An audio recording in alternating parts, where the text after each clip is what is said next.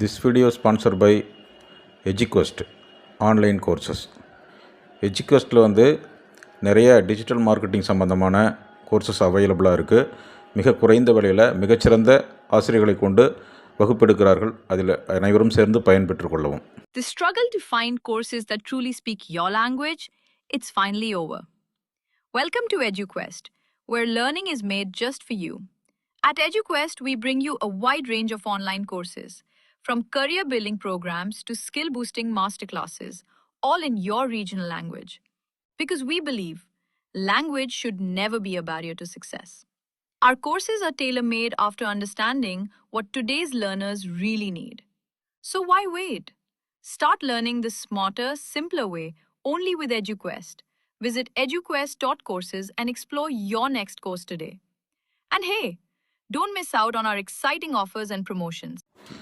வணக்கம் நண்பர்களே, இந்த பதிவில் நாம் காண இருப்பது என்னவென்றால், ராஜா சார் செய்த மிக அற்புதமான ஒரு சம்பவத்தை பற்றி இந்த வீடியோவில் பார்க்க போகிறோம். அதாவது நம்ம எல்லாம் என் ராசாவின் மனசிலே படம் பார்த்துருப்போம். அந்த படத்தில் டைட்டிலில் ஒரு சாங் ஓடும். அதாவது ராஜா சார் பின்னணியில் பாடுற மாதிரி அந்த பாட்டு ஓடும்.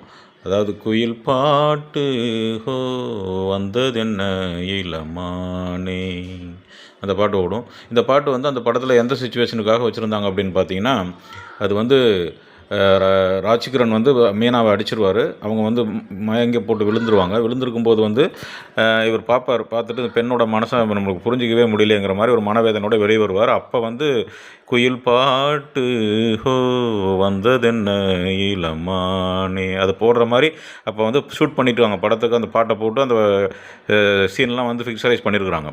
பண்ணிவிட்டு அதை ரீ ரெக்கார்டிங் பண்ணுறதுக்கு ராஜா சார்கிட்ட கொடுத்தப்போ அவர் படத்தை போட்டு பார்த்துக்கிட்டே வரும்போது அந்த பாட்டு வரும்போது இவருக்கு இந்த இடத்துக்கு இந்த பாட்டு கொஞ்சம் சரி வராது, இதுக்கு பதிலாக வேறு பாட்டு போட்டால் பரவாயில்ல அப்படிங்கிற மாதிரி தோணியிருக்கு. அப்போ டேரக்டர் கூப்பிட்டு சொல்லியிருக்காரு, மாதிரி இந்த இந்த இடத்துல வேறு பாட்டு போட்டுக்கலாம் அப்படின்னோன்னு, ஐயா இது எல்லாமே ஷூட் பண்ணி முடித்து எடிட் பண்ணி கொண்டு வந்துட்டோம், நீங்கள் ரீ ரெக்கார்டிங் பண்ணுறதுக்கு தான் இப்போ வந்திருக்க வழியே, இதுக்கு மேலே போய்ட்டு இந்த பாட்டுக்காக தனியாக என்னால் ஷூட் பண்ண முடியாது அப்படின்னு சொல்லியிருக்காரு. நீ ஒன்றும் பண்ண வேணாம் ஐயா, நீ அமைதியாக இரு, நீ என்ன படம் எடுத்து வச்சுருக்கியோ அதுக்கு தகுந்த மாதிரி நான் டியூன் போட்டு பாட்டு அதில் போட்டுடலாம் அப்படின்னு சொல்லிவிட்டு அந்த படத்தை ஓட விட்டு அந்த பாட்டை தூக்கிட்டு அந்த சீனுக்கு தகுந்த மாதிரி திருப்பியும் வேறு டியூன் போட்டு இவரே பாடலை எழுதி பாடி அதை ரெக்கார்ட் பண்ணி அரை மணி நேரத்தில் கொடுத்துருக்காரு. பார்த்துங்க, அரை மணி நேரத்தில் கொடுத்துருக்குறாரு. அது எந்த பாட்டு அப்படின்னு சொல்லி பார்த்தீங்கன்னா, பெண் மனசு ஆழமென்று ஆம்பலைக்கு தெரியும், அது பொம்பளைக்கும் தெரியும், அந்த ஆழத்தில் என்ன உண்டு யாருக்குத்தான் தெரியும், அது யாருக்குத்தான் தெரியும். இந்த பாட்டு தான்.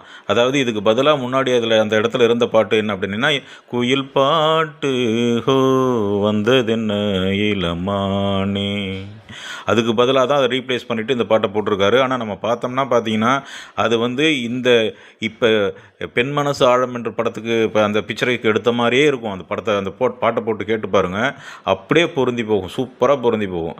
எப்படி இந்த அளவுக்கு மேஜிக் பண்ணாருன்னு நமக்கு தெரியவே இல்லை. இப்படிப்பட்ட ஒரு மகான்லாம் நம்ம மத்தியில் இருக்கிறாருங்கிறது எவ்வளோ பெரிய விஷயம். பார்த்தீங்கன்னா இதை யார் சொன்னாங்க அப்படின்னா, இந்த சம்பவம் நடக்கும்போது கூட இருந்தவர் நம்ம நடிகர் மாரிமுத்து, மறைந்த நடிகர் மாரிமுத்து அவர்கள் தான் இதை ஒரு பேட்டியில் சொல்கிறாரு. இப்படி ஒரு வேலை செஞ்சார், நான் பார்த்து அப்படியே அசந்து போயிட்டேன் அப்படிங்கிற மாதிரி சொல்லியிருக்கிறார். அப்பேற்பட்ட ஒரு மிகப்பெரிய மகான், மேதை நம்ம மத்தியில் வாழ்ந்துக்கிட்டு இருக்கார். அதுவும் அவர் வாழும் காலத்தில் நம்ம வாழ்ந்துக்கிட்டு இருக்கோங்கிறது எவ்வளோ ஒரு பெருமைக்குரிய விஷயம் நண்பர்களே. அப்பேற்பட்ட ஒரு மகானை நம்ம புகழ்ந்து கொண்டாடி தீர்க்கணும் இல்லையா? ஆனால் அதை விட்டுட்டு நம்ம மக்கள் அவரை பற்றி வசைப்பாடிக்கிட்டு இருக்கிறதெல்லாம் எவ்வளோ ஒரு கொடூரமான விஷயம். அவருக்கு எவ்வளோ பாராட்டினாலும் தகும். உலகத்திலே அவரை மாதிரி ஒரு அற்புதமான இசை மேதையை இனிமேவும் வரமாட்டாங்க, இதுக்கு முன்னாடியும் கிடையாது. இப்படி எடுத்த படத்துக்கு அதை கொஞ்சம் கூட பிசுறு இல்லாமல் அதுக்கு தகுந்த மாதிரி உடனடியாகவே மாற்றி அமைச்சு கொடுத்துருக்குறாருன்னா அது எவ்வளோ பெரிய விஷயம். ஏற்கனவே ஹேராம் இதே மாதிரி ஒரு வேலை பண்ணியிருக்கிறாரு, அது நம்ம கேள்விப்பட்டது தான். அதோடு சேர்ந்து இந்த மாதிரி ஒரு அற்புதமான மேஜிக்கும் பண்ணிருக்கார். இந்த மேஜிக்லாம் அவரால் மட்டும்தான் முடியும். அவர் வாழும் காலத்தில் வாழ்கிறதுக்கு நம்மெல்லாம் பெருமை கொள்ளணும் நண்பர்களே. அவரை கொண்டாடி தீர்க்கணும். அவருக்கு நம்ம தமிழக அரசு எவ்வளவு சீக்கிரமாக பாராட்டு விழா நடத்தி அவரை பெருமைப்பட வைக்கணுமோ அந்தளவுக்கு வைக்கணுங்கிறது நம்மளுடைய எல்லாருடைய விருப்பம். ஆகையினால ராஜா செய்த இந்த ஒரு அற்புதமான ஒரு சம்பவத்தை நம்ம மீண்டும் மீண்டும் அந்த பாட்டை நீங்கள் கேட்டு பாருங்கள். அப்படியே கொஞ்சம் கூட நமக்கு அது புதுசாகவே பண்ண மாதிரியே இருக்கும். அந்த பாட்டுக்கு எடுத்துகிட்டு இந்த பாட்டுக்கு கொண்டு வந்த மாதிரி இருக்கவே இருக்காது நண்பர்களே. அதனால் இதை மீண்டும் கேட்டு பாருங்கள். நன்றி நண்பர்களே, நன்றி.